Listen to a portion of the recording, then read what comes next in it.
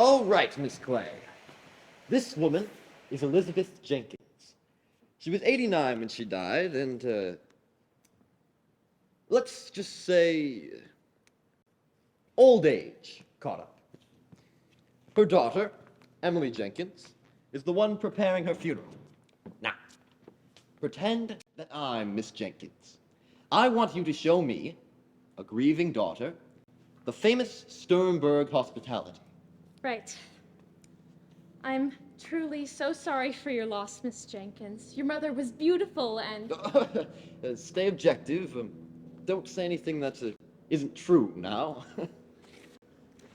I'm deeply sorry for your loss, Miss Jenkins. Your mother deserves the world, and we will do our best here at Sternberg. Whoa, whoa.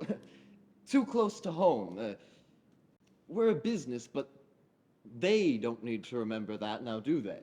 No, guess not. I'm truly sorry for your loss, Miss Jenkins. Your mother sounds like a beautiful woman, the type of woman I wish I could have known while she was alive. She'll be in my prayers every... Nothing about God, Candy.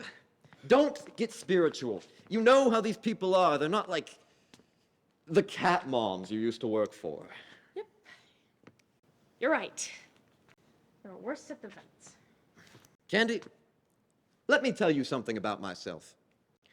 I used to be a nurse at the Baltimore State Hospital for the criminally insane. I once told a family that their kid had died overnight, and they cheered. No reaction is ever worth losing your cool over. I understand that, Mr. Sternberg. Wonderful. You're a quick learner, Candy. Now, give it to me one more time. I'm deeply sorry for your loss, Miss Jenkins. Your mother sounds like a beautiful soul, and she will truly be missed. Perfect. Done. Keep it short and sweet. Customer service relationships like these should be 75% them talking and 25% us. Right. So what's left for the... Candy? Yes, Dan? You're on day 3 of your training. Right. Do you promise to be completely honest with me? I mean, even if you're not, it's okay. I just need to hear this. Is that what you like about it? Well, Candy, why did you become a mortician? I mean, you're a very charismatic young woman. Mortuary science isn't a mainstream practice for a reason. Is that what you like about it? Hmm? How esoteric it is. Because, I mean, you're right. Mortician wasn't anywhere near the top 10 list of dream jobs in high school. Are you asking me if I like my job because I'm the only funeral director I know? Yes. I'm sorry, I didn't really mean that. Candy, you are a funny one. That certainly could be part of it. It always makes me stand out at parties. Everyone has a million questions. I know all the secrets. It's one of the rare jobs that everyone wants to know about, but nobody wants to do. You're right, I think. Every night my roommate asks me a million questions about dead bodies and stuff. I feel kind of bad when I have to tell her I've mostly just been filing your receipts. It needed to be done. I trust your organizational skills more than mine. For good reason. So, have you been able to answer any of your roommate's questions so far? Well, most of the stuff she asks I just learned in school. She's already asking me if I'll get sad when my parents die or whatever.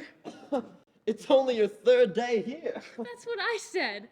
And she just saw my parents last weekend. I don't know why she's so focused on them dying. Yeah. Well, she's definitely expecting some answers out of you. Yeah.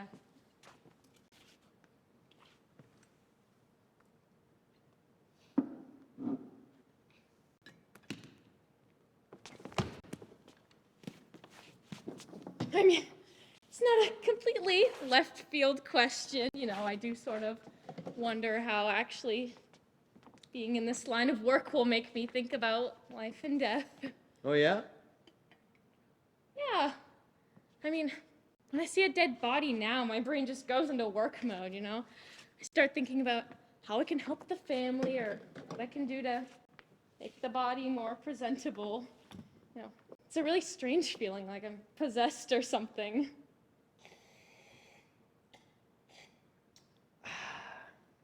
I get that. I bet it would be different if it was a face I recognized, though. You, haven't lost anyone since you went to school, then? No. I don't think I've been to a funeral I wasn't working at since middle school, honestly. Oh, that is a shame. Yeah. My cousin Sarah was... What? Funerals are a celebration of death. They're important. That and they make you money. That's true. But it still hurts to lose the people you love, right? No, it's really not so bad.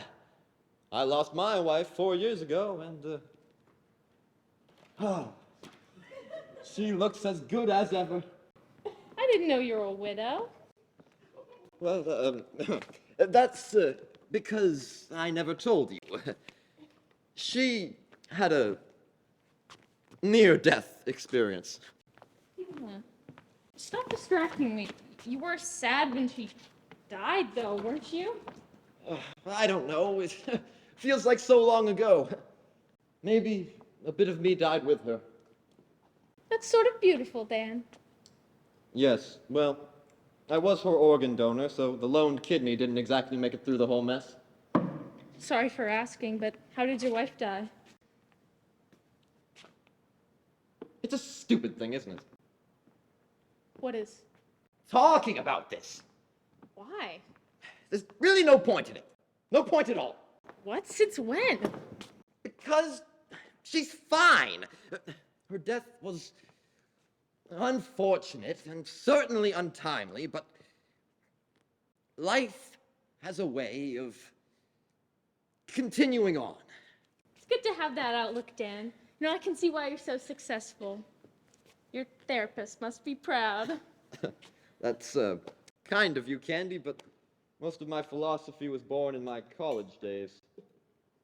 So you don't see a therapist? Science was all I needed. Chemistry, Magnus and Agrippa, thanatology, all so accessible. All of my greatest ideas were born in college. I've just been honing them since. It was the first time I got a taste of bringing people joy with science. I mean, you should have seen the look on my roommate's face when he saw Rufus alive again. I mean, I knew I had a knack for the... I'm sorry. Hold on. What happened with Rufus? Well, I mean, it was fine with the hamster. He was already dead. Come to think of it, I don't think we ever asked him how he was feeling. So he was dead and then he was just suddenly alive again? Like some born again type shit? No, just simple reanimation. Right. Sure, you're not gonna convince me of anything. You know, too many years of playing God at this job has totally messed with you. Did you watch too many movies or something? Is that it? Is this funny to you? You're talking about bringing a dead body back to life. You sound like some movie for each teen. You're so young.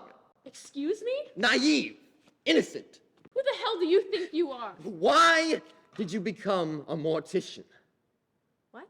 Why did you become a mortician? I wanted to help people who are grieving? I don't know. You're freaking me out, Dan. That's it. That's it. You became a mortician to help people who are still alive. I'm helping the dead. People like you make sure they stay 6 feet underground, trapped inside those boxes where they're just supposed to decompose. What a waste. What do you think you're doing? This is what it means to help people. This is what it means to reap the human body of all that it is worth. You're not making any sense. I wish you would just... Make some You sense could have of been a what? real Not be so mortician, Candy. cryptic. You're You mean such promise. Your this is the first last day, you're place on the disgusting, open confusing floor optimism. job. I don't even Frankenstein like it here. poses. You're not even a good boss. This place smells You like should have seen there's the look on my wife's face when she stood up out of Right that now, I quit, grave. and I hate this Shut job, up! and I Shut hate up! You'd never understand. I should have known. I could never trust some ditzy graduate student. I'll show you. Maybe, once I bring you back, you'll understand.